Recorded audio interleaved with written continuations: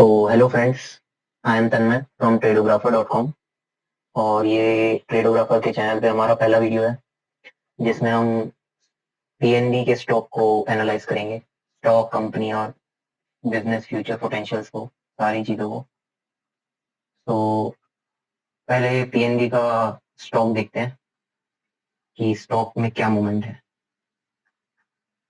तो सबसे पहले तो इसने जो ऑल टाइम हाई बनाया था, अप्रोक्सीमेटली नवंबर 2010 में इसने ऑल टाइम हाई बनाया था, और अपने ऑल टाइम हाई लेवल से ये अभी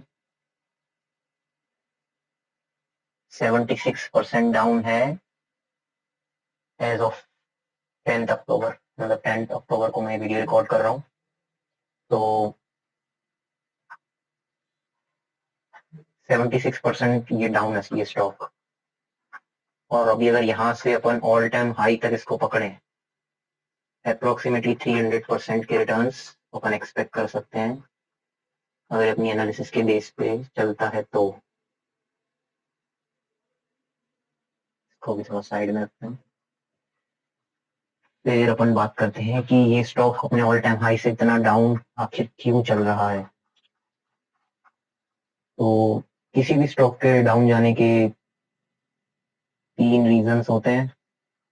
या तो कंपनी के बिजनेस में कोई प्रॉब्लम है, फाइनेंशियल्स में कुछ प्रॉब्लम है, दूसरा रीजन, या तीसरा रीजन सेंटिमेंट्स में कुछ प्रॉब्लम है, टेक्निकल्स में कुछ प्रॉब्लम है। तो सबसे पहले अपन बिजनेस देखते हैं कि क्यों पीएनबी का स्टॉक इतना डाउन गया था अपने ऑल टाइम हाई से, और अब ये क्यों वापस ऊपर जा सकता है। तो ये क्यों डाउन गया था उसका सीधा सीधा आंसर ये है कि अपन इसका देखते हैं कि इसने लो कहाँ पे बनाया है।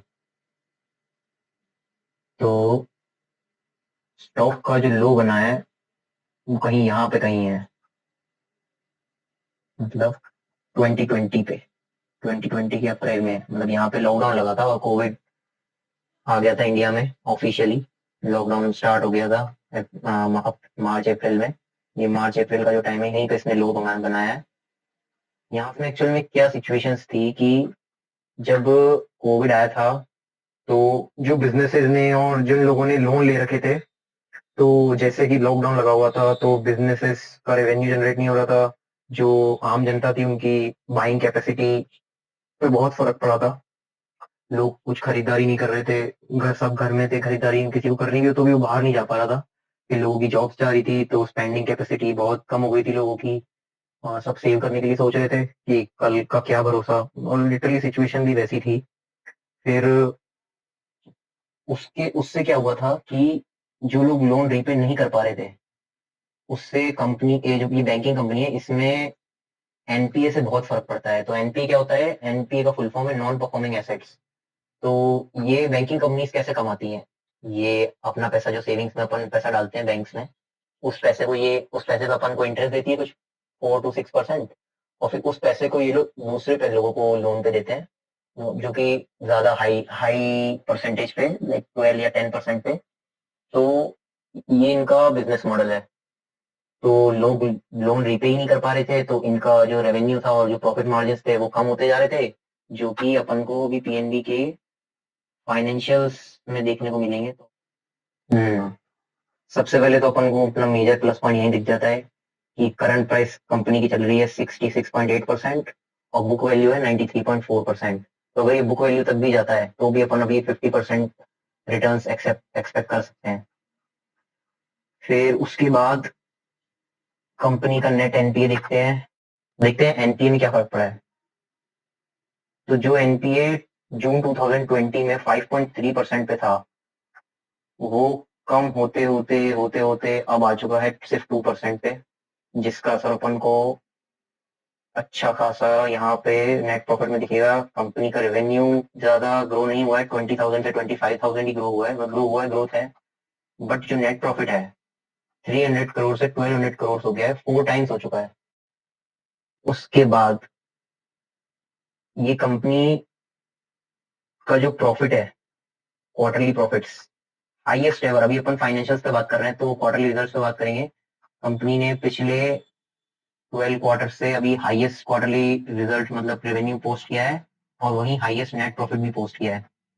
20,000 से 20,600 से 25,100 हो चुका है नेट रेवेन्यू, और नेट प्रॉफिट 308 करोड़ से 1255 करोड़ हो चुका है। एनपीए अभी 2020 से ऑल टाइम मतलब 22 से अभी तक कम ही हो रहा है, और कम होते होते ऑलमोस्ट अभी जितने भी क्वार्टर्स का अपन बैलेंस शीट या रिजल्ट देख रहे हैं उसके अंदर सबसे लो चल रहा है।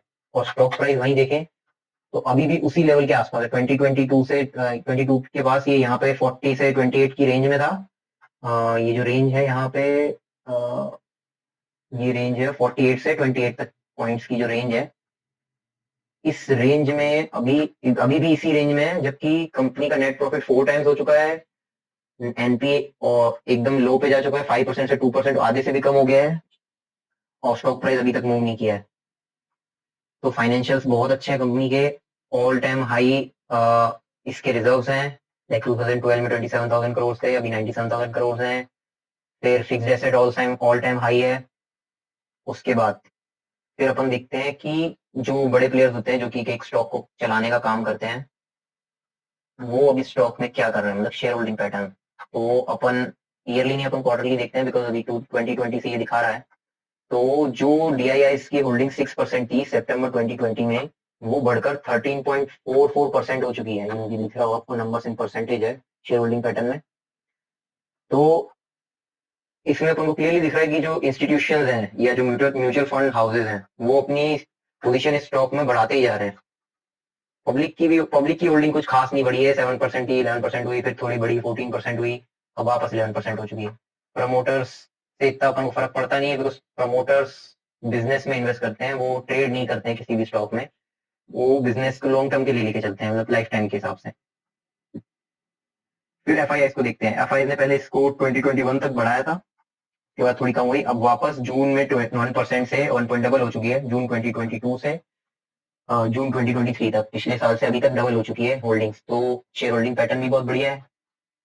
तो अपन ने बिजनेस की बात कर ली, और एनपीए कम हो रहा है धीरे धीरे, जैसे जैसे लॉकडाउन खुला धीरे धीरे लोगों की लोन रीपेमेंट कैपेसिटी बढ़ी, लोगों ने लोन पे करना चालू किया, तो एनपीए भी कम होता गया। कंपनी हाईएस्ट रिजल्ट पोस्ट कर रही है, नेट प्रॉफिट हाईएस्ट है, रेवेन्यू हाईएस्ट है, हाईएस्ट मतलब जो अभी करंट जो 12 क्वार्टर्स या 13 क्वार्टर्स के अपन को रिजल्ट दिख रहा है उसके अंदर हाईएस्ट है, रिजल्ट हाईएस्ट है। तो फाइनेंशियल बहुत अच्छे हैं। बिजनेस की बात हो गई, फाइनेंशियल्स की बात हो गई।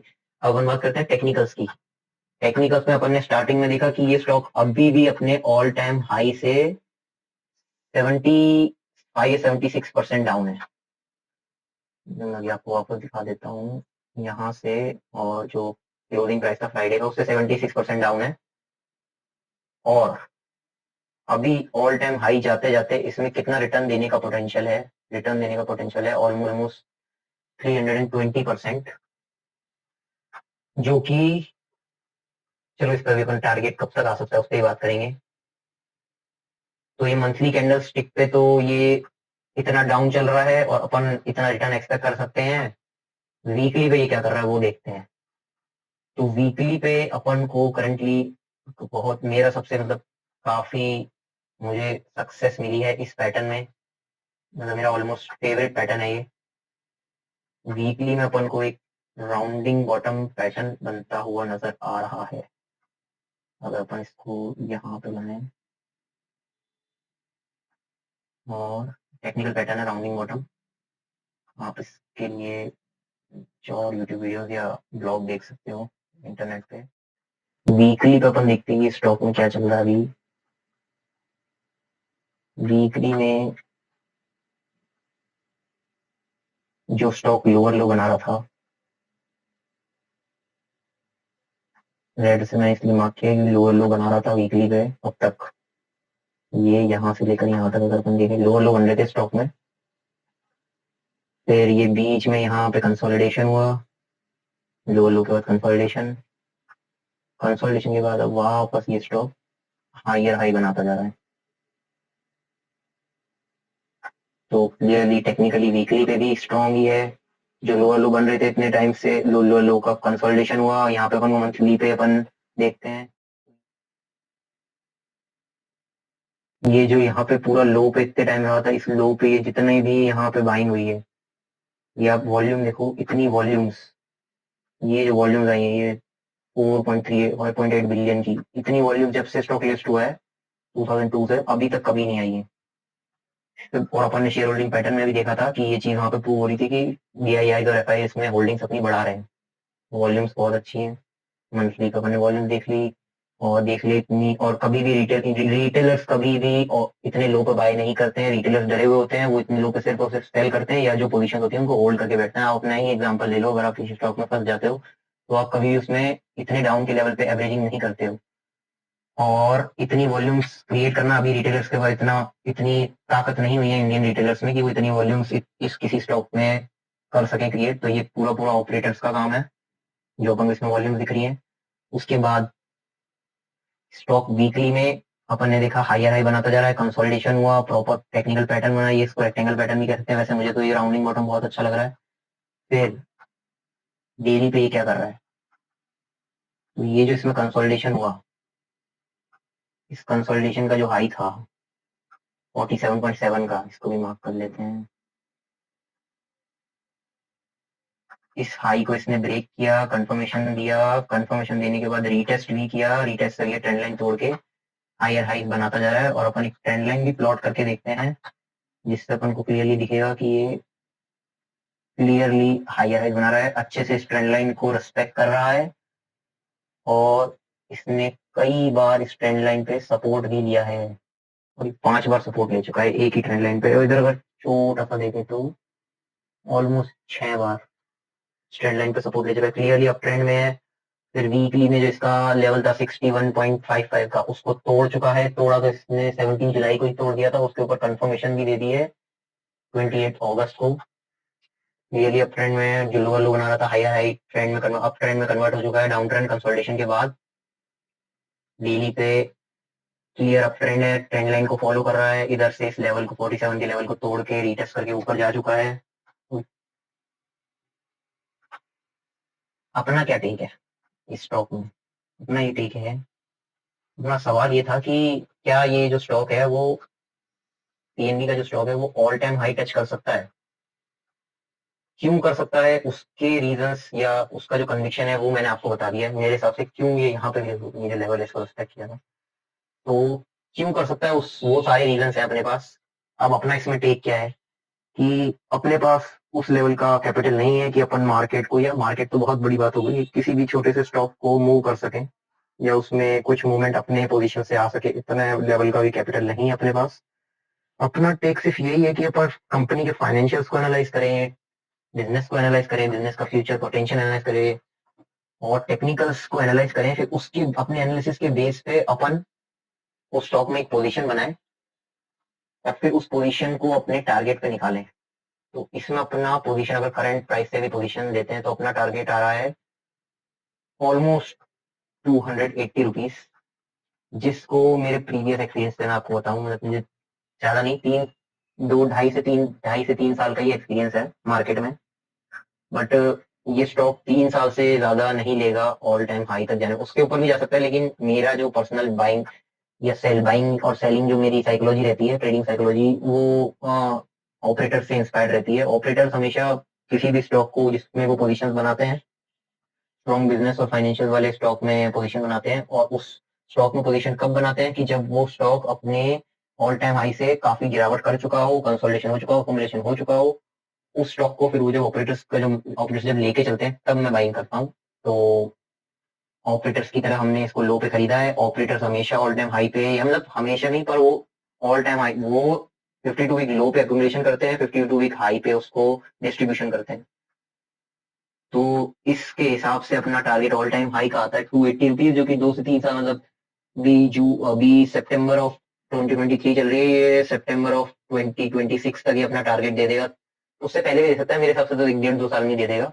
उस टारगेट पे अपन को इसमें से निकल जाना है, अपना टेक इसमें ये रहेगा। अब बात करते हैं रिस्क मैनेजमेंट की। तो रिस्क मैनेजमेंट में मेरा ऐसा पर्सनल रूल है, मतलब आप अपने रूल बना सकते हो, मेरा रूल है कि 5% से ज्यादा मैं किसी भी स्टॉक में एलोकेट नहीं करता हूँ। और सेक्टर वाइज ऐसे कोई मेरा वो नहीं है कि इस एक सेक्टर में मैं इतना डालूंगा, लेकिन थोड़ा बहुत डाइवर्सिफिकेशन, एक ही सेक्टर के सारे स्टॉक नहीं होने चाहिए। तो उस हिसाब से आप, अगर आपके पास 1 लाख का कैपिटल है तो उसमें आप 5,000 की पोजीशन ले सकते हो। 66.85 वही प्राइस चल रहा है, आपको जिस भी प्राइस, करंट मार्केट प्राइस पे जिस भी प्राइस पे आपको मिले, और इसको आप 280 के लेवल पे सेल कर सकते हो। मतलब सिर्फ ये और डिस्क्लेमर्स कि ये कोई भी बाय या सेल रिकमेंडेशन नहीं है, इसमें मेरी पर्सनल होल्डिंग्स है स्टॉक में, इसलिए मैं इसका एनालिसिस डाल रहा हूँ। और ये किसी भी तरीके की बाय सेल रिकमेंडेशन नहीं है, क्योंकि हम कोई अभी सेबी रजिस्टर्ड नहीं है। मुझे सिर्फ 3 साल का एक्सपीरियंस है मार्केट में, मैं उसके बेसिस पे ये आपको स्टॉक रिकमेंड क्या स्टॉक का स्टडी पोस्ट कर रहा हूँ कि क्या आगे हो सकता है, और उस हिसाब से अपन देखते हैं कि क्या होता है। So thank you guys again. अगर आपको ये वीडियो और ये कंटेंट अच्छा लगा हो तो इसको प्लीज शेयर करें। और मैंने यही एनालिसिस अपने ब्लॉग में भी डाला हुआ है, ये हमारी वेबसाइट है tradergrapher.com की। इसी वेबसाइट पे हमने ये जो एनालिसिस है ब्लॉग में जाके, ये पहले हम अगर tradergrapher.com पे जाएंगे, हमारा होम पेज है यहाँ पे ब्लॉग में, और ये यहीं पे can PNB bank, Punjab national bank stock price touch all time high, यहाँ पे हमने पूरा एनालिसिस डाल रखा है, टेक्निकल से लेकर मंथली, वीकली, डेली रिटर्न्स कितने एक्सपेक्ट कर सकते हैं, financial analysis, revenue, net profit and net NPA, share holding pattern में क्या चेंजेस हो रहे हैं, फंडामेंटल्स, फंडामेंटल्स, बिजनेस में क्या फ्यूचर ग्रोथ है, क्यों स्टॉक प्राइस बिजनेस की वजह से डाउन गया था। यहाँ पे डिस्क्लेमर भी है कि कोई भी रिकमेंडेशन नहीं है, कोई भी पोजीशन बनाने से पहले आप अपने फाइनेंशियल एडवाइजर से बात करें, please consult your financial advisor. तो थैंक यू गाइस, यहीं पे अपन ये वीडियो खत्म करते हैं, और अगर हमारा एनालिसिस सही निकला तो हम 300% के रिटर्न्स कमाएंगे अगले 2 से 3 साल के अंदर। तो thank you guys, and please like, share and subscribe.